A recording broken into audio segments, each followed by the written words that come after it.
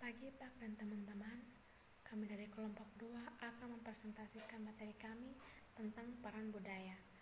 Sebelum memulai pembahasan ini, saya akan memperkenalkan anggota dari kelompok kami. Yang pertama ada saya sendiri, Victoria Lotania Jutris, dan teman saya Agnesia Saudale dan Josinta Lodu. Baik, materi pertama yang saya bahas di sini tentang karakteristik budaya. Budaya atau kultur adalah kumpulan nilai, keyakinan, perilaku, adat kebiasaan, dan sikap yang membedakan satu masyarakat dengan masyarakat yang lainnya. Yang berikut, seberapa karakteristik budaya berikut ini layak untuk diperhatikan karena relevansinya terhadap bisnis internasional.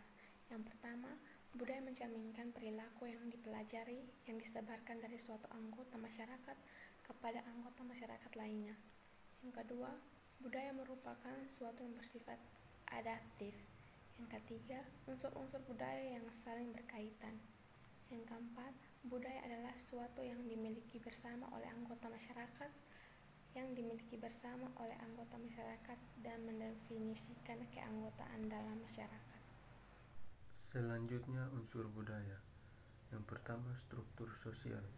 Dasar dari setiap masyarakat adalah struktur sosialnya, kerangka keseluruhan yang menentukan peran individu dalam masyarakat, stratifikasi masyarakat, dan mobilitas individu dalam masyarakat.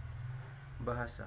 Bahasa adalah hal utama yang menggambarkan kelompok budaya karena merupakan sarana penting di mana anggota masyarakat berkomunikasi satu sama lain. Ketiga, komunikasi. Komunikasi di luar batas budaya secara verbal maupun non-verbal adalah suatu keahlian yang sangat penting bagi para manajer internasional. Yang keempat, agama. Agama adalah aspek penting kebanyakan masyarakat. Agama mempengaruhi bagaimana cara anggota-anggota masyarakat berhubungan satu dengan yang lain dan dengan pihak luar. Yang terakhir, nilai dan sikap. Nilai adalah prinsip dan standar yang diterima anggota-anggota tersebut, sedangkan sikap terdiri atas tindakan, perasaan, dan pemikiran yang dihasilkan nilai-nilai tersebut. Sikap budaya terhadap faktor-faktor seperti waktu, umur, pendidikan, dan status mencerminkan nilai-nilai ini dan pada gilirannya membentuk perilaku dan kesempatan yang tersedia bagi bisnis-bisnis internasional dalam suatu negara tertentu. Selanjutnya, pendekatan konteks rendah, konteks tinggi hal. Dalam budaya konteks rendah atau low context culture, kata-kata yang dipakai pembicara secara eksplisit menyampaikan pesan pembicara tersebut kepada pendengarnya. Dalam budaya konteks tinggi atau high context culture, konteks terjadi pembicaraan tersebut akan sama pentingnya dalam memahami apa yang sedang dikomunikasikan.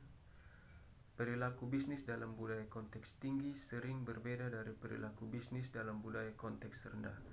Budaya konteks tinggi memberikan nilai yang lebih tinggi pada hubungan antar pribadi dalam menentukan apakah akan menyetujui suatu kesepakatan bisnis.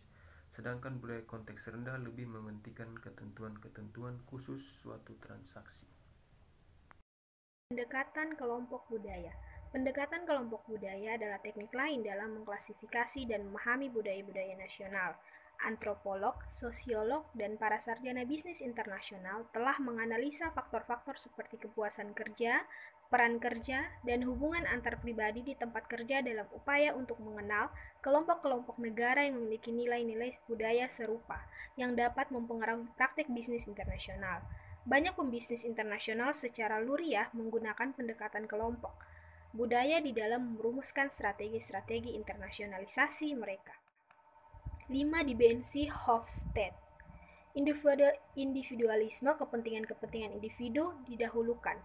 Hormat terhadap kekuasaan. Kekuasaan melekat dalam posisi seseorang dalam suatu hierarki. Penerimaan ketidakpastian. Tanggapan positif terhadap perubahan dan kesempatan-kesempatan baru. Perilaku agresif, menghargai pemilikan materi, uang, dan ketegasan.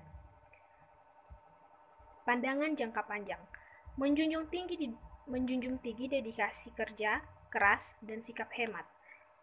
Orientasi sosial, relatif pentingnya kepentingan-kepentingan individu dengan kepentingan kelompok, orientasi kekuasaan, kepatutan kekuasaan atau wewenang dalam organisasi, orientasi ketidakpuasan, tanggapan emosional terhadap ketidakpastian dan perubahan, orientasi sasaran, apa yang memotivasi orang untuk mencapai tujuan yang berbeda, orientasi waktu, sejauh mana anggota-anggota suatu budaya mempunyai pandangan jangka panjang atau jangka pendek terhadap pekerjaan dan kehidupan.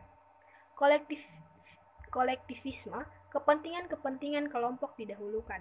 Toleransi kekuasaan, individu menilai kekuasaan dari segi persepsi tentang keadilannya atau kepentingan-kepentingan pribadinya sendiri.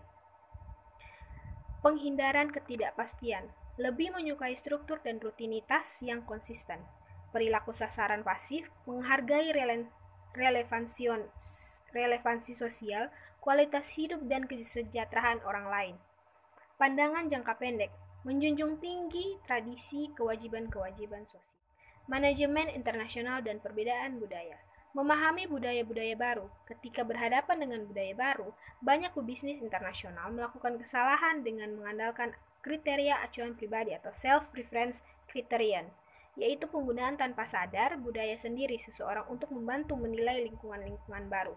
Pelaku bisnis internasional yang berhasil yang berpergian ke luar negeri harus ingat bahwa mereka adalah orang asing dan harus mencoba bersikap sesuai dengan aturan-aturan budaya yang berlaku. Ada sejumlah cara untuk memperoleh pengetahuan dengan budaya-budaya lain guna mencapai kecakapan lintas budaya atau cross-cultural literasi. Terima kasih.